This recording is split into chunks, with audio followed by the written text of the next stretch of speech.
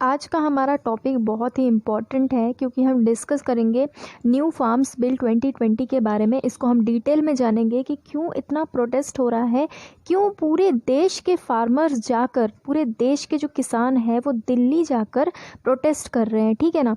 तो इस कृषि बिल में ऐसा क्या है कि फार्मर्स इतने नाराज़ हैं, जो अपोजिशन पार्टीज़ है वो इतनी नाराज़ है, इस बारे में हम डिटेल में डिस्कस करेंगे।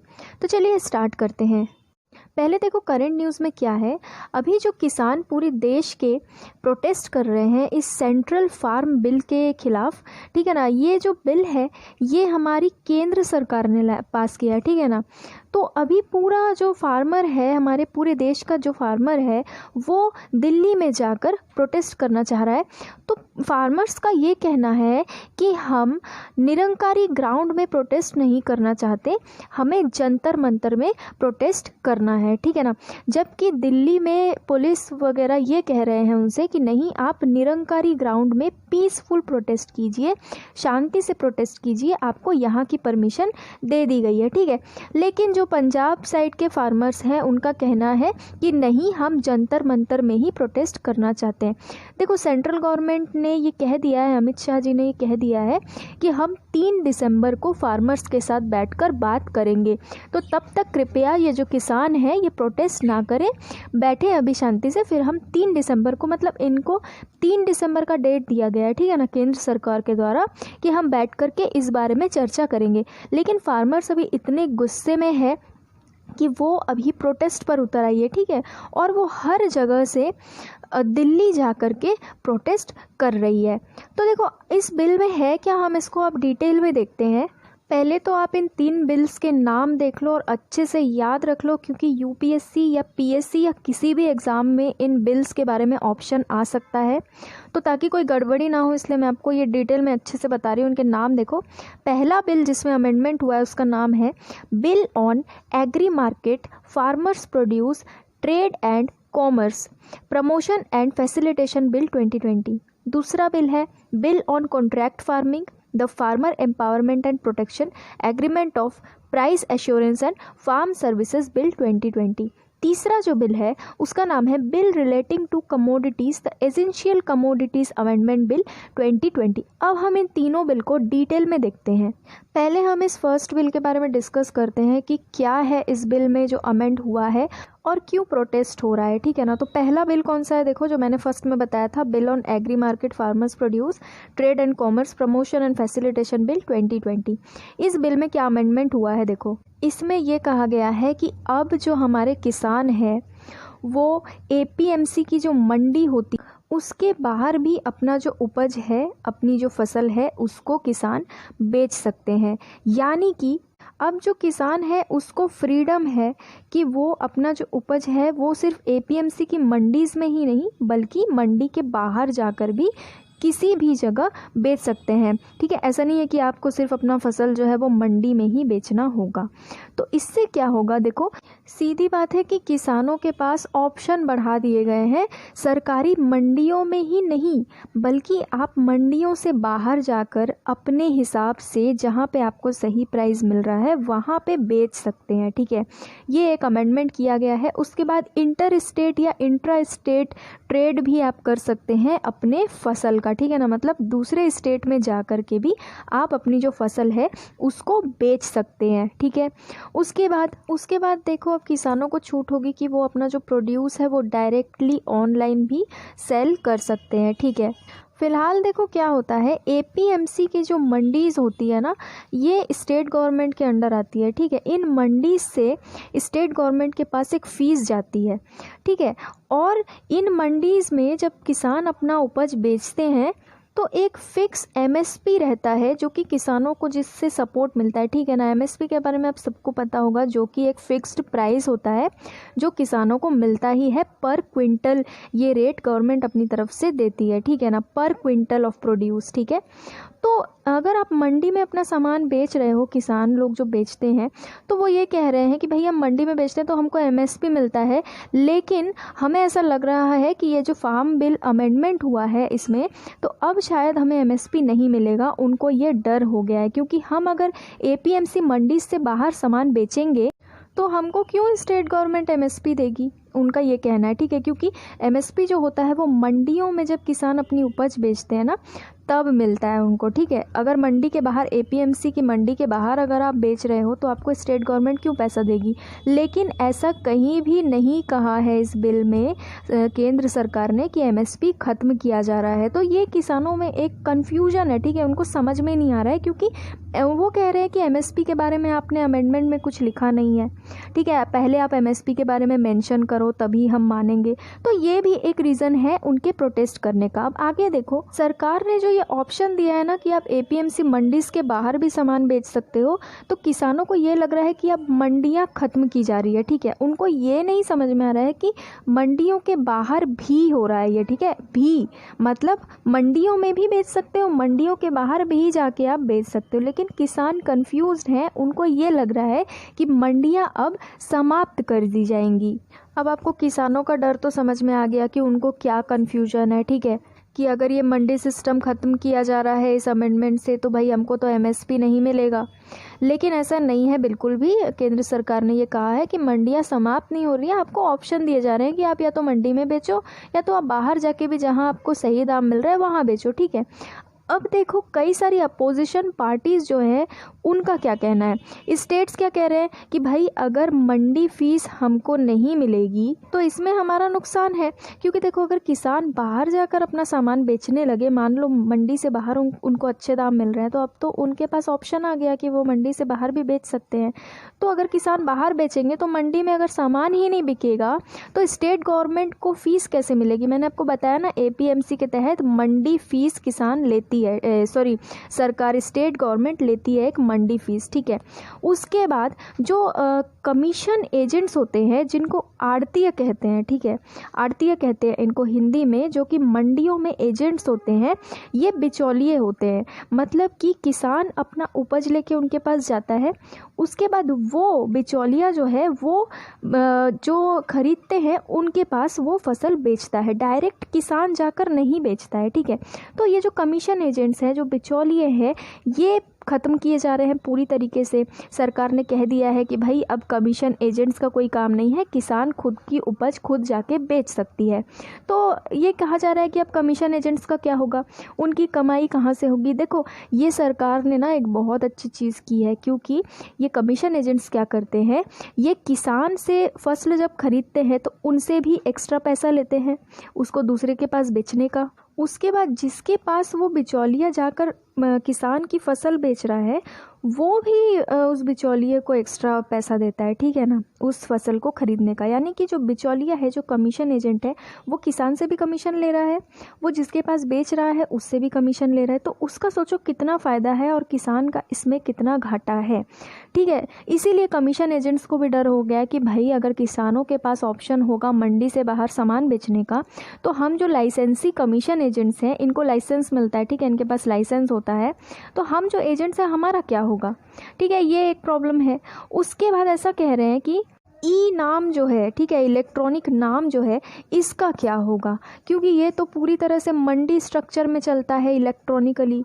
तो अगर मंडी ही नहीं रहेगी, मंडियां ही समाप्त हो जाएंगी, तो ई नाम का क्या होगा, ठीक है। तो ये सब एक कन्फ्यूजन है, ऐसा कुछ भी नहीं है, ऐसा कुछ भी सेंट्रल गवर्नमेंट ने कहा नहीं है कि ये सब खत्म किया जा रहा है।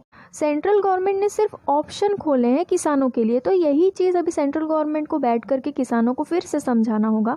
अब ये तो हो गया पहले बिल के बारे में। अब देखो दूसरे बिल में क्या है। अब ये दूसरे बिल का नाम है bill on contract farming, the farmers empowerment and protection agreement of price assurance and farm services bill 2020, ठीक है। इसमें क्या अमेंडमेंट हुआ है, देखो इसमें केंद्र सरकार ने ये अमेंड किया है कि भाई अब जो किसान है वो कॉन्ट्रैक्ट फार्मिंग कर सकती है बड़े बड़े कंपनीज़ के साथ, ठीक है, जो एग्री बिजनेस करते हैं। एग्री बिजनेस फर्म्स होती है ना, बड़ी बड़ी कंपनीज़ होती है ना, जो एग्रीकल्चर प्रोड्यूस का बिजनेस करती है।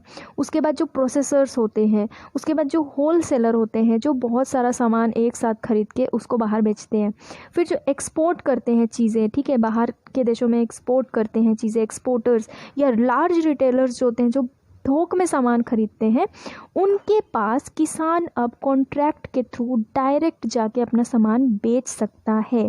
ठीक है, किसी भी इंटरमीडियरी की ज़रूरत नहीं है। किसान को खुद जाके देख सकता है कि मेरे को यहाँ सही दाम अगर मिल रहा है तो मैं इस कंपनी के साथ, बड़ी कंपनी के साथ कॉन्ट्रैक्ट फार्मिंग कर लेता हूँ। ठीक है, ये तो अच्छी बात है ना कि किसान को अब बड़े मार्केट्स में जाने का मौका मिल रहा है।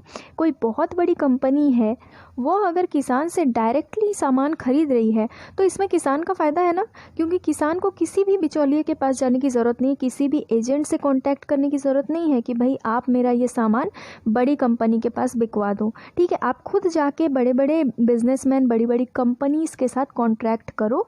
इस चीज़ के लिए आपको खुली छूट दी गई है, ये अमेंड इस चीज़ में किया गया है। ठीक है, उसके बाद हमारी यूनियन गवर्नमेंट ने सीधा सीधा कहा है, केंद्र सरकार ने, कि देखो ये जो कॉन्ट्रैक्ट फार्मिंग होगी इससे फार्मर अपना जो प्रोड्यूस है वो किसी भी बड़े कंपनी को सेल करेगा, और ये जो कॉन्ट्रैक्ट होगा ना, एक लिखित में कॉन्ट्रैक्ट होगा जिसमें क्या होगा, फार्मर्स के साथ धोखाधड़ी भी नहीं की जाएगी। ठीक है, चीटिंग भी नहीं की जाएगी, क्योंकि कई बार ऐसा होता है कि जो खरीदी करता है किसानों के प्रोडक्शन की जो खरीदी होती है उसमें चीटिंग भी हो जाती है। ठीक है ना, किसानों को कम पैसा दिया जाता है, ऐसा कई बार होता है, धोखाधड़ी होती है।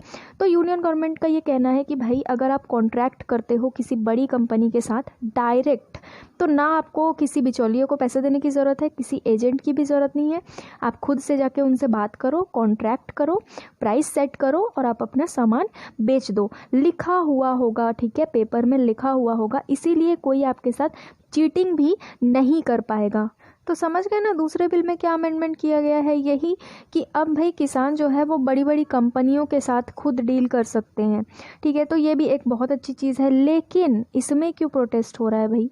इसलिए क्योंकि इनका कहना है कि जो बड़े बड़े स्पॉन्सर्स होंगे, यानी कि जो बड़ी बड़ी कंपनियां होंगी, उनके साथ ये जो छोटे किसान होंगे, जो भी छोटे किसान या मार्जिनल किसान होंगे, वो कैसे बात करेंगे, वो कैसे डील करेंगे? उनको तो इतनी समझ नहीं है। तो छोटे किसान कैसे इतने बड़े बड़े कंपनीज़ के मालिकों से बात करेंगे, इतने बड़े बड़े कंपनीज़ के लोगों से बात करेंगे? फिर इस कॉन्ट्रैक्ट फार्मिंग के बारे में जब किसान बात करने जाएगा किसी बड़ी कंपनी से, तो वो अपना उसको क्या चाहिए, वो किस हिसाब से खुद डील करना चाहता है, वो कैसे अपनी बात को सामने रखेगा? क्योंकि वो कंपनीज़ तो बहुत बड़ी होंगी, किसानों को इतना आइडिया नहीं है कि किस तरीके से इनसे डील करना चाहिए, किस तरीके से इनसे नेगोशिएट करना चाहिए, किसानों को ये नहीं पता। ऐसा अपोजिशन का कहना है। ठीक है, वो ऐसा कह रही है कि ये बिल्कुल गलत है, ये नहीं करना चाहिए, क्योंकि किसानों में ये एबिलिटी नहीं है, वो इतने बड़े बड़े लोगों से कैसे बात करेंगे। उसके बाद मैंने आपको बताया ना कि किसानों में, फर्स्ट बिल में मैंने आपको बताया कि किसानों में ये डर है कि भाई एमएसपी ख़त्म किया जा रहा है, बट ऐसा कुछ है नहीं।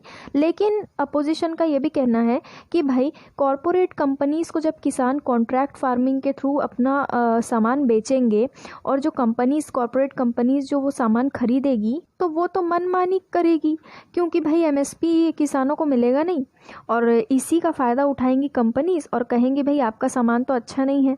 ठीक है, आपका सामान अच्छा नहीं है, आप इतने दाम में मेरे को ये सामान बेच दो।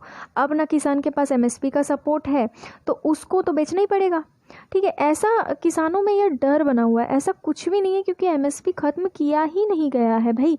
एमएसपी मिलेगा, किसान के पास ऑप्शन है कि भाई आप कहीं भी जा कर के बेच सकते हो, ये कोई ज़बरदस्ती नहीं की गई है। ठीक है, तो वही किसान कह रहे हैं कि हम जब इन बिग प्लेयर्स के पास अपना सामान बेचने जाएंगे तो भाई वहाँ पे तो हमको एमएसपी नहीं मिलेगा, तो वो तो हमारा नुकसान होगा। बट ये ऐसा कुछ नहीं है, उनके पास ऑप्शन है। ठीक है, अब देखो दूसरे बिल का तो आपको पता चल गया। अब तीसरे बिल में क्या अमेंडमेंट हुआ है, ये इसको ध्यान से समझना। ठीक है, इस बिल का नाम क्या है, मैंने आपको पहले भी बताया था। इसका नाम है bill relating to commodities, essential commodities amendment bill 2020। ठीक है, ये किससे रिलेटेड है? एसेंशियल कमोडिटीज़ से। ठीक है ना, सबसे एसेंशियल इंपॉर्टेंट जो चीज़ें होती है उससे रिलेटेड है।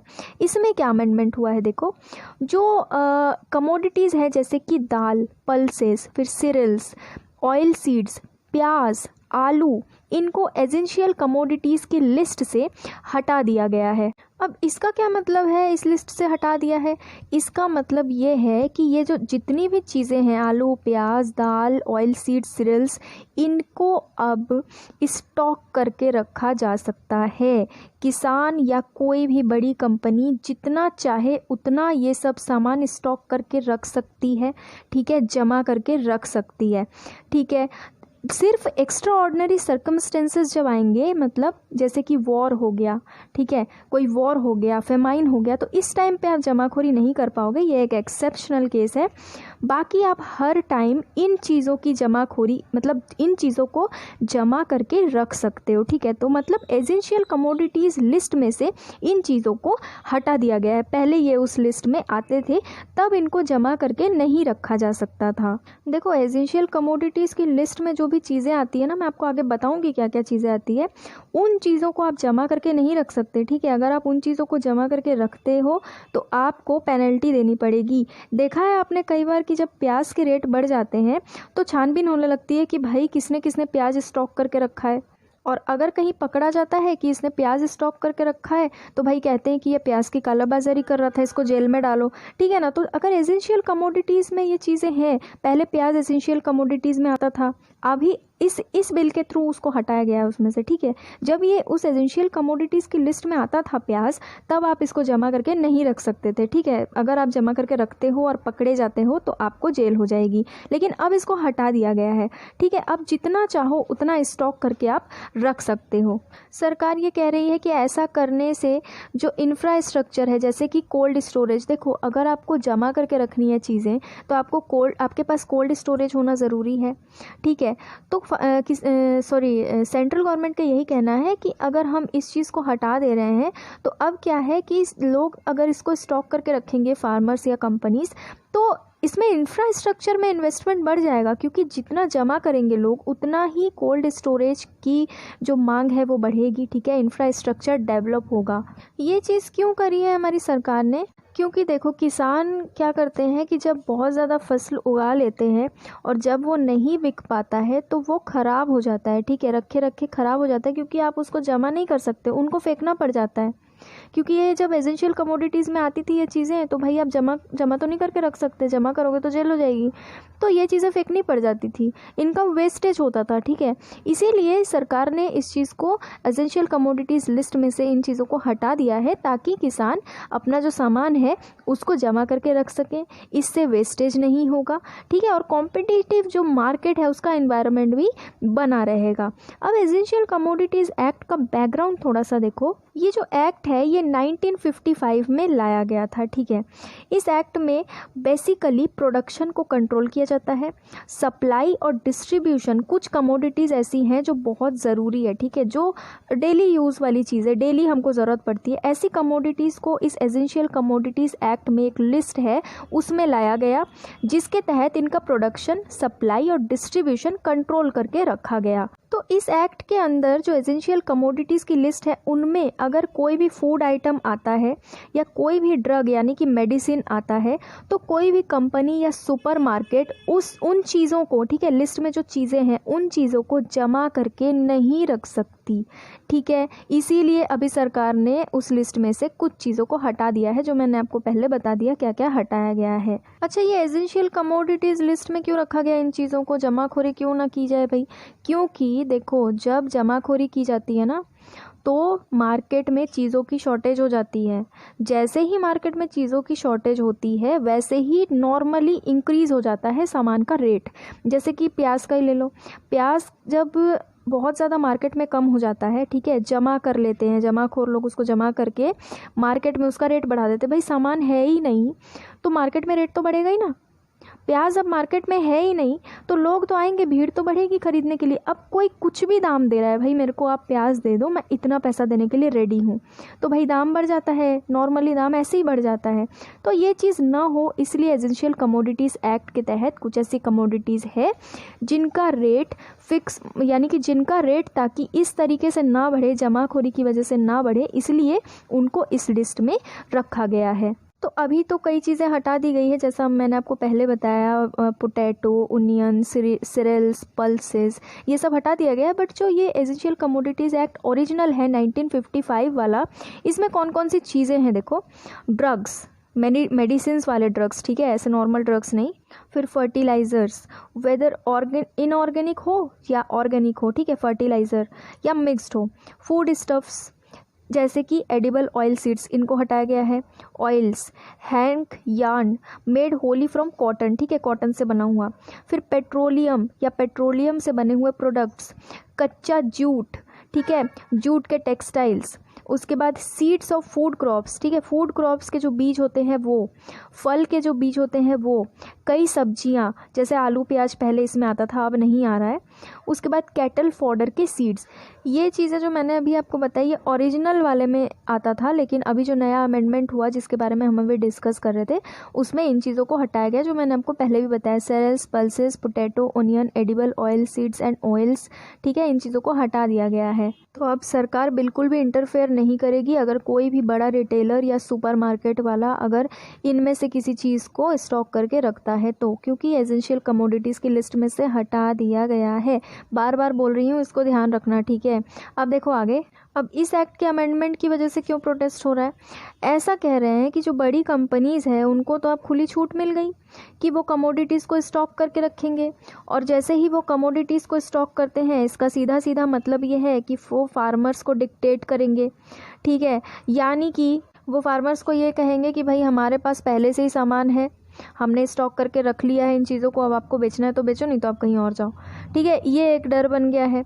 उसके बाद एक लिमिट रखी गई है, ठीक है ना, एक्स्ट्रा ऑर्डिनरी सर्कमस्टेंसेस के लिए एक लिमिट रखी गई है कि इससे ज़्यादा आप स्टॉक नहीं कर पाओगे, लेकिन वो लिमिट इतनी ज़्यादा है कि वहाँ तक पहुँच ही नहीं सकते लोग, ठीक है। तो ये भी कहना है कि भाई उस लिमिट तक तो लोग पहुंच ही नहीं पाएंगे, तो वो तो स्टॉक करते जाएंगे, लेकिन आपने लिमिट इतना ज़्यादा रखा है कि उस लिमिट तक स्टॉक नहीं कर पाएगा इंसान।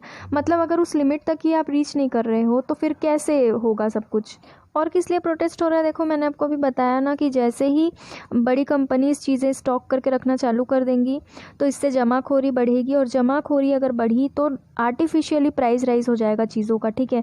मतलब हम जैसे ही बाज़ार में जाएंगे तो देखेंगे स्टॉक तो है ही नहीं, सामान तो है ही नहीं भाई, तो उस चीज़ का रेट ऐसे ही बढ़ जाता है, ठीक है ना। अगर सामान आपके पास मार्केट में है नहीं ना तो वो चीज़ का रेट बढ़ ही जाता है, तो ये भी एक डर बना हुआ है, ठीक है। तो इन तीनों बिल के वजह से इसीलिए इतना ज़्यादा प्रोटेस्ट हो रहा है। देश भर के किसान जाके दिल्ली में आंदोलन कर रहे हैं, कई सारे बड़े बड़े लीडर्स भी उनके साथ मिलकर के आंदोलन कर रहे हैं। अब मैंने आपको सब डिटेल में बता दिया, अब आप अपने हिसाब से सोचो कि ये सब सही हो रहा है या गलत हो रहा है, ठीक है। तो आज का जो हमारा टॉपिक था वो इतना ही था, फिर भी अगर आपको कोई डाउट या कन्फ्यूजन हो तो आप मुझे कमेंट में पूछ सकते हैं। Thank you.